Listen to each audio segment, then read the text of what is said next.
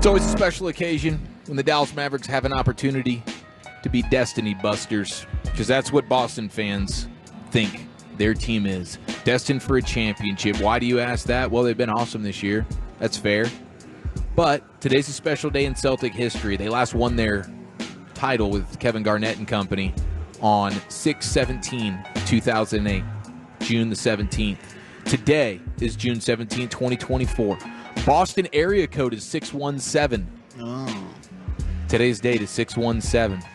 It's all part of the plan for the Dallas Mavericks to poop all over that destiny and ruin what is a great day in the history of Boston Celtics fans. They look back on this day forever, and all they want to think about is KG, but who's stuck in their mind? Kyrie.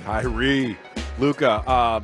That makes sense, because I do think that Luka perhaps harnesses the power of the dark side. Yes. He is more of a Sith Lord than a Jedi. Correct. I love that. I think you're 100% right about that. And him being in Boston, it will fuel him. He will be fantastic. This will be the first time, maybe, I guess, all series that he hits the over on points for prize picks. I need to get Wolchuk's prize picks nuggets of the day. Who's he going with? Are you going on the over when it comes to Kyrie? What's your Kyrie confidence going into Boston, where he has struggled mightily for his last 10 to 12 times, whatever it is? And we've clearly seen a difference in him in this series, in games 3 and 4 back in Dallas. Has he found something? I don't bet against a streak until I've seen that streak busted. So as much confidence as I have in the Mavs, I have a similar amount in Kyrie Irving, and I'm still below 50% on this. I'm trying to build up, okay? We've had 5 consecutive quarters now of basketball dominance by the Mavs. If you count the fourth quarter of Game 3, was that the turning point, right? We saw a turning point in the Western Conference Finals of the Stanley Cup playoffs, where Edmonton suddenly, when one period woke up, they're down 2-0, and from that point forward, they never lost another period. So was that the fourth quarter of Game 3? Possibly. But until we get there, I can't believe that Kyrie Irving is suddenly going to snap out of this, Boston dominating him. That's real here, and we need him to get that figured out in order for me to believe. But I'm making the full pivot no later than halftime if we're kicking ass, taking names, and Kyrie's burning it down. I like that. I like that pivot point. We're talking a lot of history here. The last time Kyrie was in a pivotal Game 5 situation, history on the line, his team's against the ropes. Him and LeBron each had, not combining, they each had 41 points for their Cavs team as they were able to come back and defeat the Golden State Warriors in 7 games. Smells like Wolchuk's got confidence in Kyrie. I think you're hitting the more on the 25.5 points for Kyrie Irving tonight. He's saying all the right things. I think he's in a good mental space. He's partying with the kids there in Boston. And I think you're going to see it right from the get-go at Austin. I think first quarter, we're going to know. We got locked in Kyrie. You know who else did more? More. You know what I'm talking about? What are you talking about? Star Wars? Oh, yeah. Who's the bad guy? He thought he was killing Luke with the big robot thingies, firing the lasers at him. Oh, my God. What character is that? Wolchuk's wheelhouse. And Luke Skywalker, it was just an illusion. Remember, it was just an illusion. He was projecting himself there to be a distraction. He wasn't actually there. Yes. He was using the Force. And that bad guy, dude, that ended up becoming Vader. That was a whole different storyline. I don't think that was Vader. Star Wars people know what I'm talking about, Brian. They love it. They do. They love it. This was so much a conversation that, like, I have when you guys talk about movies. Yeah. And Wolchuk is supposed to be the movie expert. Yes. And you're walking him through it, and he's still not getting what you're talking about. It wasn't Vader. Here we go. Now the question. The bad guy that was fighting Rey, who is he? Kylo Ren. Kylo Ren. Kylo Ren. That's who it was. Yes. Kylo Ren thought he was killing Skywalker. Yes. And he was telling He's on an island the whole time. He's not even there. He's not even on the same planet. He's meditating his balls off right there, projecting himself to be the ultimate decoy, Brian. Now you know how I feel. It's what a Jedi does. And we figured it out. We had symmetry. We came together. Proud of the way you guys collaborated on Yeah, this. I was. It only took about 4 minutes of his segment, but that's okay. Hagee's probably shaking his head in disgust right now somewhere. He's not listening. While he's wearing his Star Wars Game Day Mavericks Pivotal Game 5 underwear. That's true. You know he's wearing the underwear and the socks to match. I like this from Iztok Franco if you need some Mavs hopium. Right now, I'm good at what he does, man. I'm on the hope train looking to jump over to that belief train. Feed me, baby. And I'm kind of right there. What do we got, Iztok? I got a little bit of fear, but he is helping me with this. He says the Mavericks have done better in the last 2 games getting at the weak links defensively for the Celtics. That's going to be Hauser and Tillman. Even though I have been impressed with Tillman, he's had some moments where I'm like, gosh dang it, dude, they got this backup guy who never sees the court. Now Porzingis is hurt and he's playing his rear end off, but getting them into pick actions, overall offensive efficiency for the Mavericks when it comes specifically to their pick and roll offense is up in a huge way. Well under 1 point per chance in games 1 and 2, and then game 3 and game 4, it was well over a point, 1.1 points per possession in their pick and roll. Ooh. Obviously, that's the bread and butter when it comes to the Mavericks. Can they get in those actions, isolate the weak link, and then have Luka and Kyrie dance on you, feed somebody, or score it themselves? Their pick and roll efficiency has just gone up and up and up in each game, and it was almost 1.3 points per possession in the previous game, game 4. So that's something to be super optimistic about. And how about the Mavericks defense? Like when Luka is really locked in defensively, the Mavs go from really, really good defense to that great defense. Like there is that difference there, and they can win. They've done a lot of winning with Luka just not playing super great defense, and they still get by. But when he locks in, all of a sudden they go up to a whole other level, and you saw that in game 4. Playing off one another. He's got that switch that he can flip, and he flipped it.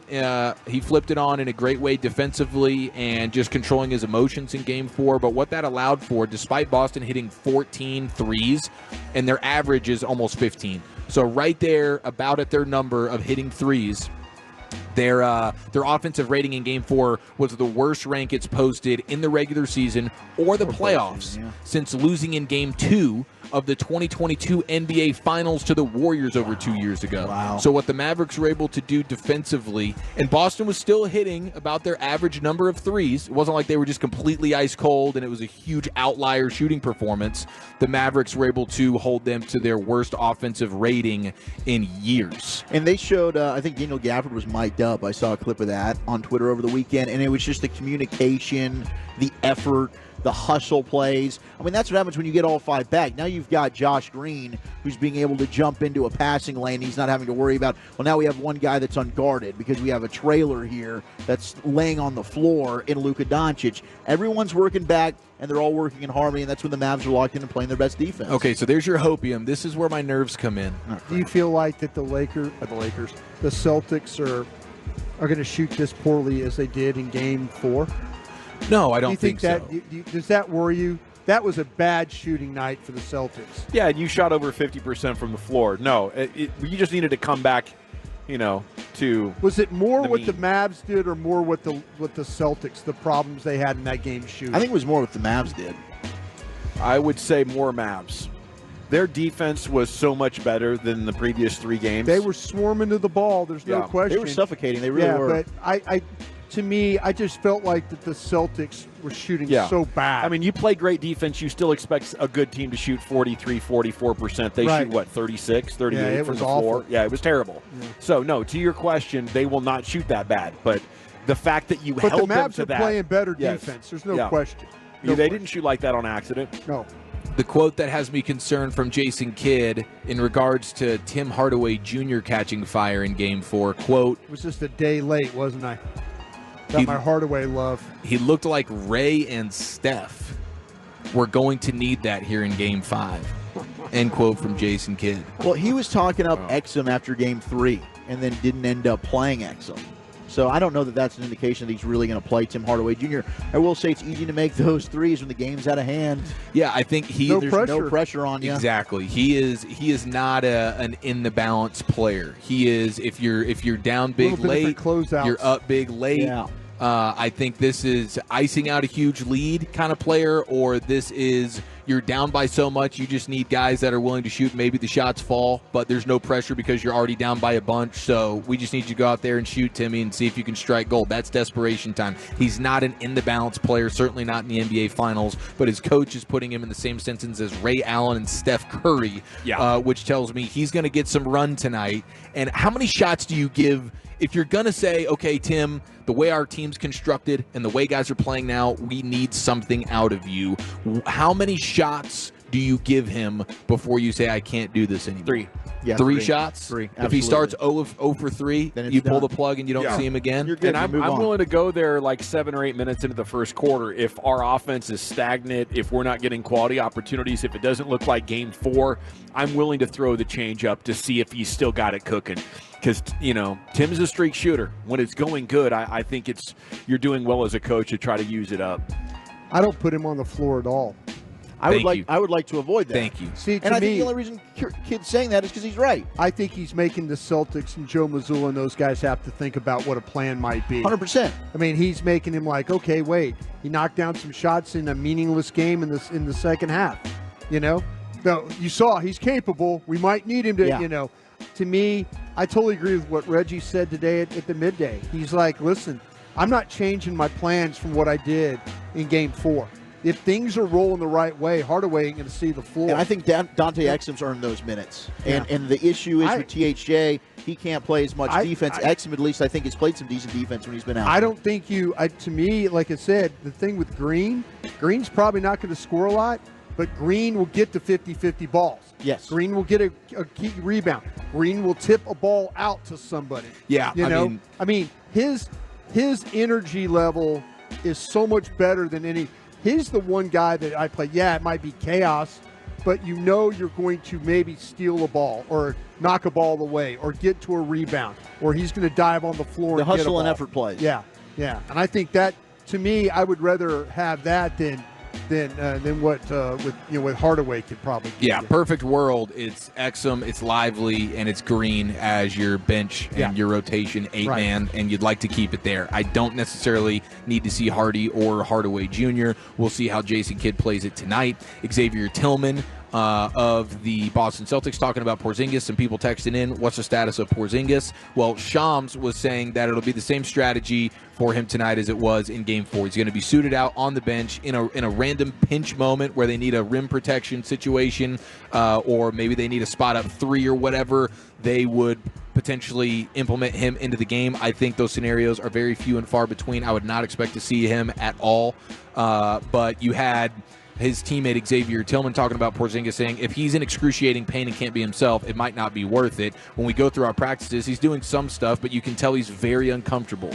And then follow up. Yeah. Any improvement, though? Have you seen him progress over the last 5 days or so since the injury? It's been pretty much the same, says Xavier Tillman. So that's one of his teammates' thoughts there. To me, I think Bassick is dead balls right about this.